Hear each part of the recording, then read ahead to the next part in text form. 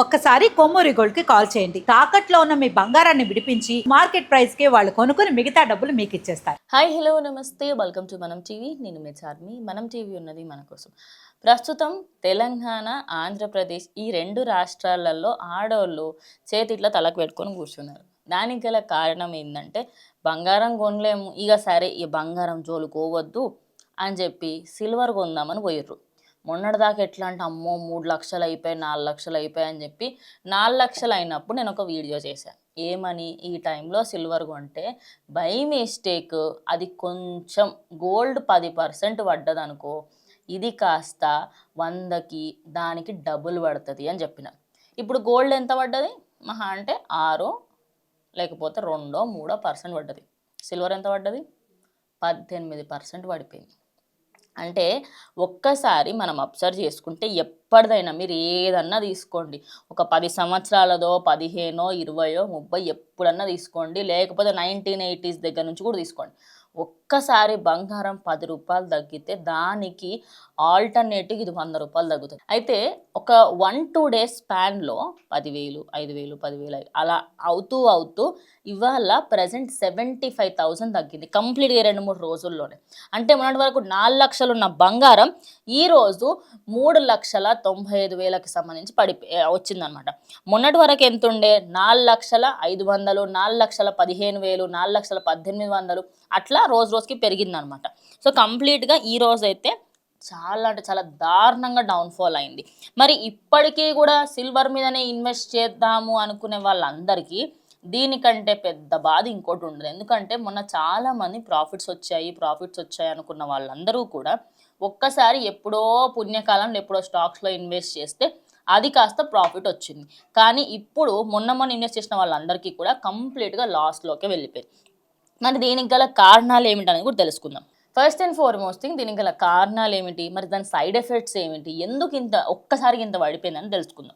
ఎప్పుడైనా గోల్డ్ అనే దానికి సంబంధించి దాన్ని ఇన్వెస్ట్మెంట్ పరంగా చూస్తారు. కానీ సిల్వర్ ఎట్లా అంటే సరే ఇంట్లో పెట్టుకుందాంలే, దేవతలకు సంబంధించో లేకపోతే పంచపాలలో ఏదో ఒకటి కొనుక్కొని అలా పెట్టేసుకుందాము అని అనుకునే వాళ్ళే చాలామంది ఉంటారు. మరి ప్రజెంట్ ఇన్ని రోజుల పాటు లేని సిల్వర్ సడన్గా ఒక్కసారి రాకెట్ అయ్యేసరికి, అంటే అందరు ఇన్వెస్ట్ చేసి చాలామంది అన్నారు. కానీ నేను ఎన్నోసార్లు అనుకున్నా అదేంటిది అది ఒక్కసారికి ఇంత రేజ్ అవుతుందంటే పక్కా దారుణంగా పడుతుంది అని. పడడం కూడా ఎంత ఘోరంగా పడిపోయిందంటే అంత ఘోరంగా మార్కెట్ అంతా కూడా క్రాష్ అయిపోయిందనమాట. మరి ప్రజెంట్ ఇవాళ 3 గ్రాములకి సంబంధించి 100 గ్రాములకు సంబంధించి ఎవరైతే కొనాలి అనుకుంటున్నారో ప్రజెంట్ కొనకపోవడం చాలా అంటే చాలా బెటర్. ఇంకోటి ఏంటంటే ఈ సిల్వర్కి సంబంధించి ఆ రేట్లు పెరగడానికి గల కారణం కూడా మనమే. ఎస్, మీరు విన్నది అక్షరాల నిజం. ఇప్పుడు ఈ ఫోన్ ఉంది కదా, ఫోన్ ఇందులో సిల్వర్ వాడతారు. ఈ సిస్టమ్ ల్యాప్టాప్ దీంట్లో సిల్వర్ వాడతారు. ఆఖరికి మనకి సంబంధించి ఎలక్ట్రికల్ వెహికల్స్లలో అదే వాడతారు, సోలార్ ఎనర్జీలో అదే వాడతారు, గ్రీన్ ఎనర్జీకి సంబంధించిన దాంట్లో కూడా సిల్వరే వాడతారు.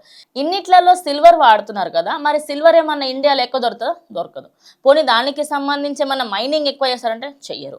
మన వాళ్ళకి ఎట్లా ఏదైతే ఎక్కువగా అమ్ముడు పోతుందో దాని గురించే చూస్తారు తప్ప ఏది ఎక్కువ యూజ్ ఉంటుంది అనే దాని గురించి ఎవ్వడూ పట్టించుకోడు. ఇప్పుడు గోల్డ్కి సంబంధించి mining all over India and world మొత్తం జరుగుతూ ఉంటుంది. కానీ సిల్వర్కి సంబంధించిన మైనింగ్ ఎక్కడా జరగదు. ఏదో కొన్ని దగ్గర జరిగిన దానికి సంబంధించి అది మన ఇండియాకే సరిపోదు. గట్టిగా మాట్లాడితే ఇప్పుడు ఒక 10 ఫోన్లకి సంబంధించి మ్యానుఫ్యాక్చర్ చేయాలా అన్నప్పుడు దానికి సంబంధించి కాస్ట్ కూడా ఆ సిల్వర్ కొంత గొప్ప అవసరం అవుతుంది. అదే కాకుండా మన డే టు డే లైఫ్లో మన చాలా విషయాలకి సంబంధించి సిల్వర్ అండ్ కాపర్ వాడుతూ ఉంటాం. ఇప్పుడు సిల్వర్ రేట్లకి సంబంధించి దారుణంగా పెరిగాయి కాబట్టి అందరూ ఏంటంటే కాపర్ మీద పడుతున్నారు. ఎస్, మీరు విన్నది నిజమే. ఇప్పుడు సిల్వర్ కొనలేము కానీ నెక్స్ట్ కాపర్ కొంటున్నారు. For a kind information, silver అన్నా కొంత గొప్ప బెనిఫిషియల్, కానీ కాపర్ బొచ్చు దేనికి పనికిరాదు. అది దేనికి పనికిరాదు. రేపటి రోజు అమ్ముకున్నా కూడా దేనికి పనికిరాని వస్తువు అది.